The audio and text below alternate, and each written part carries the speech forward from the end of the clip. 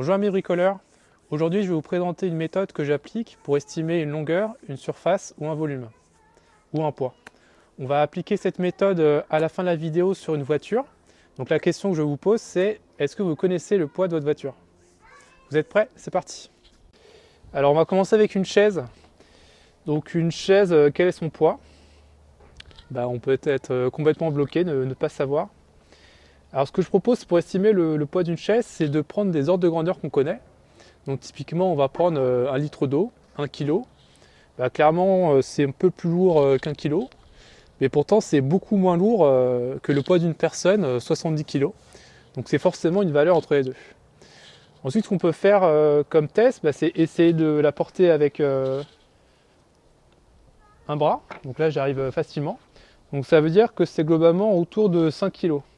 Si j'avais dû utiliser mes deux mains pour la porter, j'aurais dit à peu près autour de 20 kg.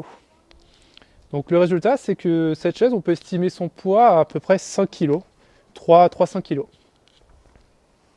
Alors maintenant, la question, ça va être d'estimer le poids d'une table. Donc ici, j'ai en face de moi une grande table.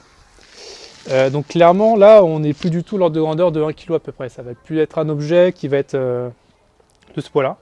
Donc clairement, à vue de nez, comme ça, je dirais à peu près entre 20 et 50 kg. Donc je vais essayer de la porter à une main. C'est trop lourd. Donc je vais essayer de la porter à deux mains. Et là, j'ai un peu de mal. Mais je pense pouvoir y arriver. Donc à vue de nez, comme ça, je dirais que le poids à peu près de 30 kg, entre 20 et 30 kg. C'est une ordre de grandeur assez grossier, mais ça vous permet du coup d'estimer le poids d'un objet sans avoir à le peser facilement. Donc comme ça, maintenant, voilà, vous savez estimer le poids d'une table. Donc en fait, il faut savoir que 1 m3 de bois, ça correspond à peu près à 800 kg, 1000 kg. Donc si je prends 1 m3 que je le divise par 100, ça va me faire 1 m² sur 1 cm. Et du coup, ça va correspondre à 8 à 10 kg. Et du coup, si j'applique cette méthode à une table, donc là j'ai 1 m², un autre m², et après là j'ai la moitié d'un m². Et si je prends les supports, ça va faire un demi-m² aussi. Donc ça va faire à peu près 3 m² de bois. Du coup, on retombe sur nos pattes avec 30 kg. On a ainsi du coup une estimation grossière du poids de la table. Alors maintenant, on va essayer d'estimer le poids d'une voiture.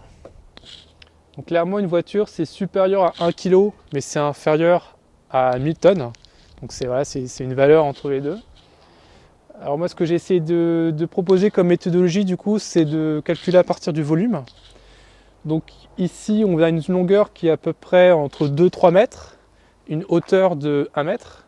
Du coup, ça va faire un volume de 2 mètres cubes à peu près, 2 mètres cubes de surface.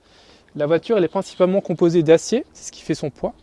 Comme densité, on va prendre 8. Si vous ne savez pas la densité, vous prenez 1. Mais dans le cas d'un métal, c'est généralement 8. Donc du coup, qu'est-ce que ça veut dire? Ça veut dire 2 mètres cubes à une densité de 8, donc 8 kg par mètre cube. Donc ça va faire à peu près 16 tonnes.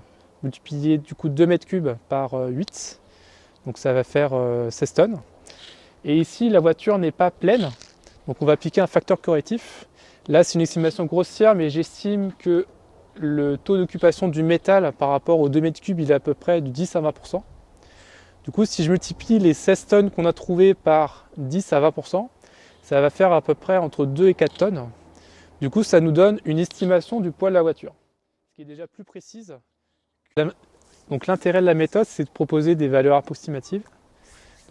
Et c'est exact que la longueur de la voiture n'est pas mesurée au centimètre près, mais l'idée c'est d'avoir un ordre de grandeur d'un poids, d'une surface à vue de nez sans être forcément précis. Donc voilà, j'espère que vous avez apprécié la vidéo et que vous avez appris des choses.